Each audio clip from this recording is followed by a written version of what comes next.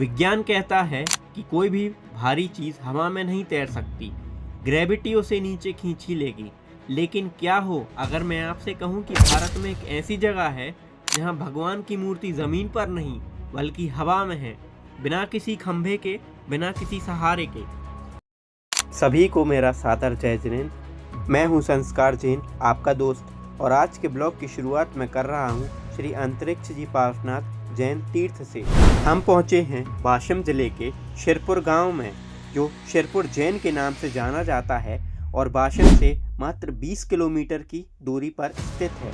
यह दिगंबर जैन धर्मशाला है, जहां मैं अपने परिवार के साथ रुका हुआ था और यहाँ पर रुकने की बहुत ही उत्तम व्यवस्था है। धर्मशाला के कोर्टयार्ड में एक बहुत ही सुंदर चांदी का रथ रखा हुआ है और यह वही मंच है जहाँ पर आचार्य गुरुवर बैठकर प्रवचन दिया करते थे। यह है विश्व प्रसिद्ध अंतरिक्ष पार्श्वनाथ जैन मंदिर। अंतरिक्ष यानी जो आसमान में हो। आज हम जानेंगे इस 11,80,000 साल पुरानी प्रतिमा का सच। क्या वाकई यह मूर्ति हवा में झूल रही है? चलिए अंदर चलते हैं। क्या आपको पता है इस मंदिर की कहानी रावण के जमाने से जुड़ी हुई है। कथाओं के अनुसार रावण के भाई खरदूषण ने इस मूर्ति को गोबर और रेत से बनाया था, लेकिन यह मूर्ति कहाँ से आई, कैसे आई, इसकी कहानी बहुत दिलचस्प है जो मैं आपको आगे बताऊंगा। यहाँ दिगंबर जैन प्रतिमाएं विराजमान हैं। तो आइए अब मैं आपको दर्शन करवाता हूँ शिरपुर के चैतन्य चमत्कारी श्री अंतरिक्ष जी पार्श्वनाथ भगवान।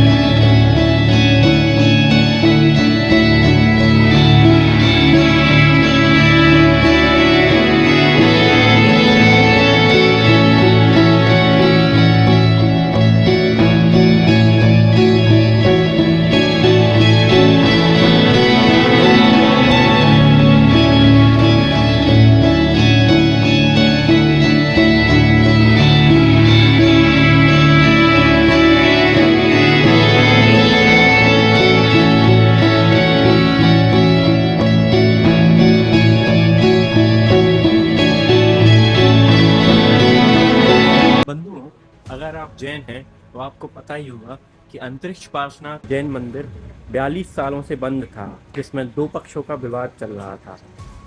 जब 2022 में आचार्य गुरुदेव 108 श्री विद्यासागर महाराज जी का मंगलमय चातुर्मास यहाँ पर हुआ, तब गुरुदेव के साथ अनेक भक्तों ने यहाँ पर जाप एवं पूजन अर्चना की भगवान की। तब भगवान का ऐसा अतिशय हुआ कि ताला और कुंडी दरवाजे की अपने आप खुल गई। तो ऐसा अतिशयकारी मंदिर है अंतरिक्ष पार्श्वनाथ। यह वही खिड़की है जहां से 42 सालों तक श्रावकों ने दर्शन किए थे। आपको दर्शन करा रहा हूं उन प्रतिमा जी की, जो प्रतिमा अभी भूगर्भ से कुछ ही दिन पहले प्राप्त हुई हैं।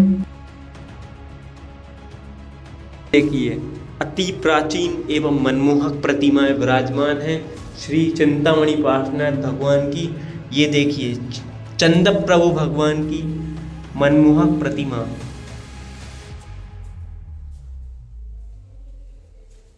नमोस्तु भगवान, नमोस्तु भगवान, नमोस्तु भगवान। ये देखिए कितनी सुंदर आकृति वाली प्राचीन प्रतिमाएं विराजमान हैं चिंतामणि पार्श्वनाथ भगवान की।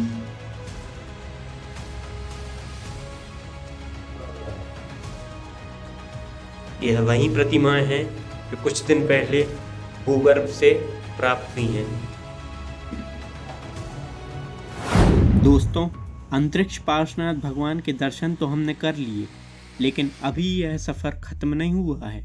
मुख्य मंदिर से बस कुछ ही कदम की दूरी पर एक और ऐतिहासिक अजूबा है जिसे पावली मंदिर कहते हैं। यह मंदिर हजारों साल पुराना है और इसकी बनावट देखकर तो आप हैरान ही रह जाएंगे। आइए पास से देखते हैं। इस मंदिर को हेमाड पंथी शैली में बनाया गया है। आपको जानकर हैरानी होगी कि इन भारी भरकम काले पत्थरों को जोड़ने के लिए कहीं भी चूना या सीमेंट इस्तेमाल नहीं हुआ। यह पूरा मंदिर इंटरलॉकिंग सिस्टम पर खड़ा हुआ है, यानी पत्थर में पत्थर फंसाकर इसे बनाया गया है। इस मंदिर के अंदर भी भगवान पार्श्वनाथ और अन्य तीर्थंकरों की बहुत ही प्राचीन और मनमोहक प्रतिमाएं विराजमान हैं।